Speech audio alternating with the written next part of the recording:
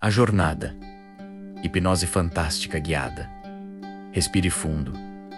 Deixe o ar entrar devagar, como se o próprio mundo estivesse aguardando você despertar para algo antigo. Agora, imagine que você está parado diante de um portão de pedra. Ele não é ameaçador. Na verdade, parece ter sido colocado ali só para garantir que apenas quem realmente deseja atravessar possa fazê-lo. A superfície é marcada por símbolos que lembram constelações.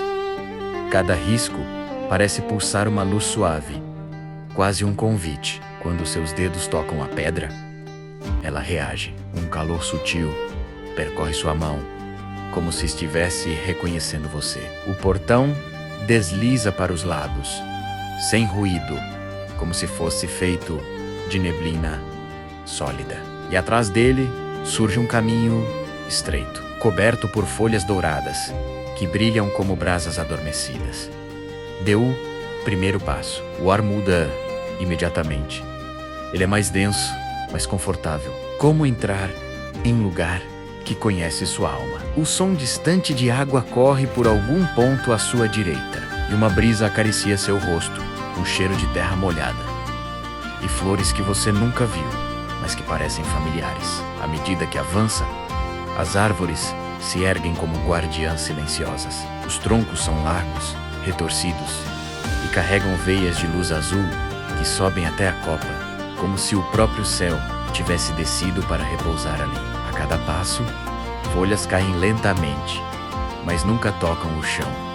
Elas se dissolvem no ar, virando pequenos pontos luminosos que flutuam ao seu redor. Agora, na sua imaginação, feche os olhos, respire fundo e sinta a natureza. E na contagem de 3, você abrirá seus olhos na sua imaginação e estará finalmente em Alemania. 1, sinta. 2, embarque na sua imaginação. 3, viva a aventura.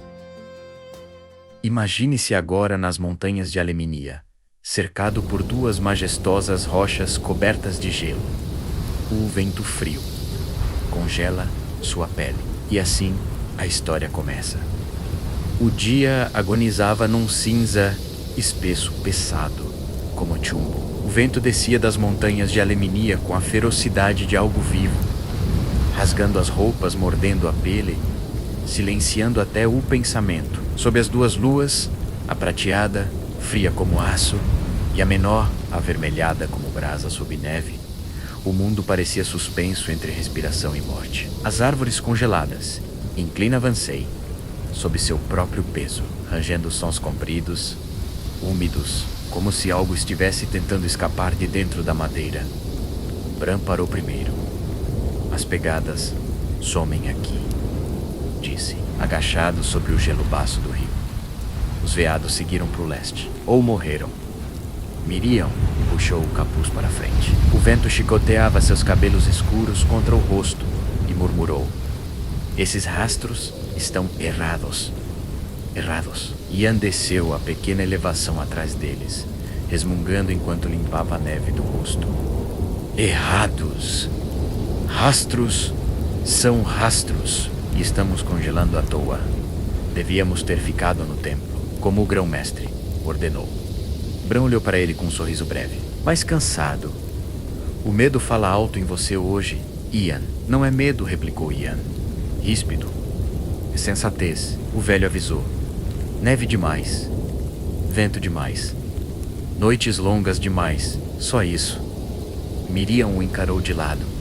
E você costuma ouvir o velho? Ian bufou. Nunca.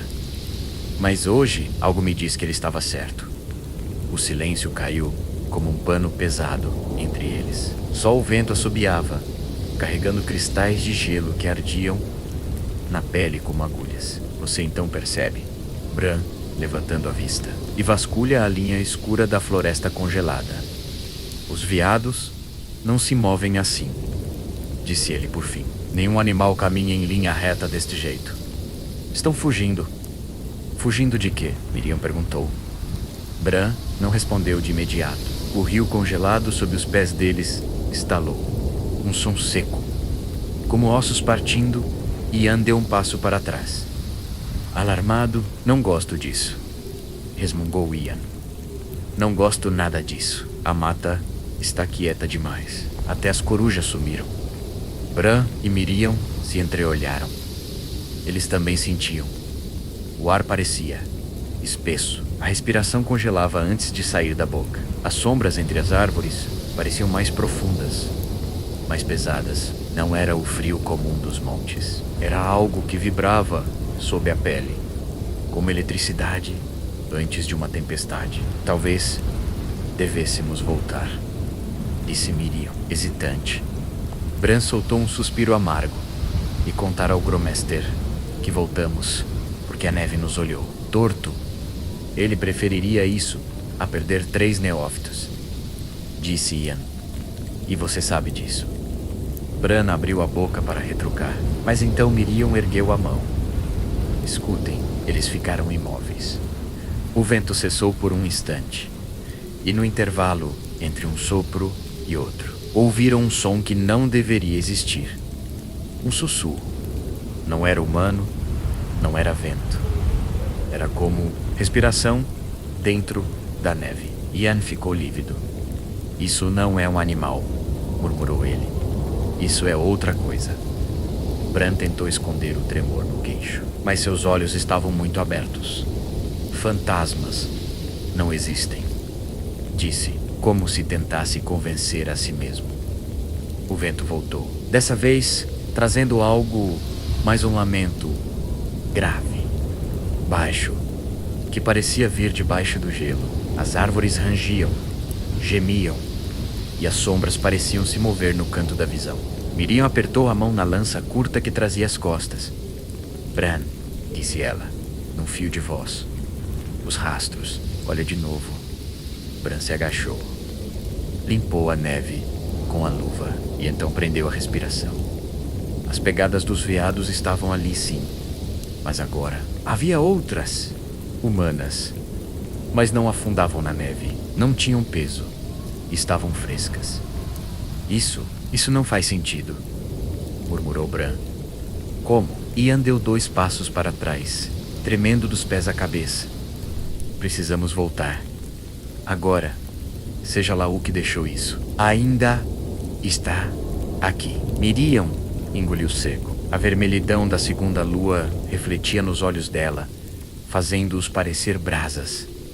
Não corremos, disse ela. Firme, um encorre e morre primeiro. Bran se virou para ela. E você quer ficar parada esperando o que? Ela não respondeu. Porque não havia tempo. Das árvores, algo deslizou para fora, uma sombra longa, sem forma definida. Depois outra. Depois outra. Formas altas, magras, escuras, como a última hora da noite. O ar ao redor deles congelava, estalando, como vidro se partindo. Ian prendeu a respiração tão forte que parecia engasgar. Bran, ele sussurrou, os olhos arregalados, a voz quebrada. Isso não é do nosso mundo. Bran ergueu a lança. As mãos tremiam. Fantasmas não existem, repetiu. Mas sua voz não tinha força alguma. Não existem. A primeira sombra inclinou a cabeça. E o som que saiu dela era uma mistura de vento, neve quebrando. E voz. Vocês não deviam ter vindo. A neve ao redor dos 3 jovens se ergueu como poeira levada pelo vento. Miriam fechou os dedos com força no cabo da arma. Bran respirou fundo, como quem mergulha no gelo. E andou um passo para trás, o medo estampado no rosto. E então, todas as sombras avançaram. Nesse momento, o próprio tempo parou, e os fantasmas o encararam. Você que esteve ali o tempo todo, mas sempre alheio aos jovens neófitos, o ar ao seu redor começa a ficar mais frio e cortante. Seu coração acelera, e no momento que eles vão te atacar, uma voz ecoa, um chamado, um resgate. Então você, na sua imaginação, abre os olhos e está num grande quarto, rodeado de várias camas de madeira e feno, enfileiradas uma do lado da outra, formando um extenso corredor, com paredes de pedras, com bandeiras com um lobo ornado o local. Você sente o colchão de palha quente debaixo de seu corpo. Sua vista, ainda meio embaçada, vê duas pessoas se aproximar, vestidas de roupas medievais em couro preto. Um jovem alto de pele acobreada e uma jovem de cabelos pretos e pele branca chegam com sorrisos nos olhos e chamam por seu nome. Eles são Bran e Miriam. Finalmente acordou. Disse Miriam, o grão-mestre. Deseja vê-lo? Agora encerraremos nossa imersão por aqui. Se você gostou desse tipo de conteúdo e quer que eu continue a história, deixe sua curtida e comentário. Dessa forma, você estará me incentivando a continuar. Nos vemos no próximo capítulo dessa história. Fique agora com a música de encerramento. Ele era só um menino correndo no escuro, um grito preso na garganta, um coração inseguro, a casa queimando atrás, a alma pedindo socorro. E aquelas criaturas como se o próprio inferno tivesse corpo. Caiu na neve sem saber se ia levantar, mas sobreviver virou mágoa. E a mágoa virou olhar de quem perdeu tudo e não esqueceu nada, de quem não tem mais infância, só promessa enterrada. Enquanto crescia o mundo seguia igual. Ele não. Ele virou silêncio, virou sinal, guardou o nome da dor como quem guarda a própria faca. E jurou um dia fazer a noite sentir o que ela ataca. Ouviu falar das montanhas de Alemania, onde o vento arranca certezas e deixa só quem caminha. O templo da noite parecia impossível de alcançar, mas impossível era o que ele queria enfrentar. E assim foi. Dias longos, noites sem voz, mas no fundo a esperança falava por nós. Quando ele chegou mal tinha força pra bater no portão, mas tinha fogo suficiente pra incendiar a escuridão. A noite chega e com ela começa a minha caçada. Prometo não temer, nem cair diante da estrada. Sou a estrela da verdade que guia os perdidos, farol no deserto, abrigo aos sofridos. Sou quem protege os homens dos perigos da noite, mantendo longe as trevas, seu toque e açoite. Luto pela honra e por aqueles que guardo no peito. Mesmo com o perigo à frente, não abandono meu leito. Enquanto o mal respirar nas sombras que percorro, meu passo será firme, minha lâmina, meu socorro. Sou guardião entre o mundo e o abismo profundo. Sou o grito que rasga o silêncio do mundo. Sou a muralha invisível que nada corrompe, o fogo que persiste, a esperança que nunca se rompe. Juro pela minha honra, pelo sangue que herdei, pelos que caminham comigo e por quem já chorei. Nesta noite, em todos os dias e noites que ainda virão, caço ou vigio, eu protejo sem condição. Xaboi! Ele não entrou pro templo pra ser herói, nem pra aparecer em história nenhuma. Entrou porque a dor dele precisava de um lugar pra existir que não fosse dentro dele. Hoje ele anda pela escuridão como quem conhece o caminho, não porque não sente medo, mas porque aprendeu a andar com ele. E quando os demônios cochicham na neve, eles não falam o nome dele, eles só dizem é aquele que voltou. Caçador do anoitecer.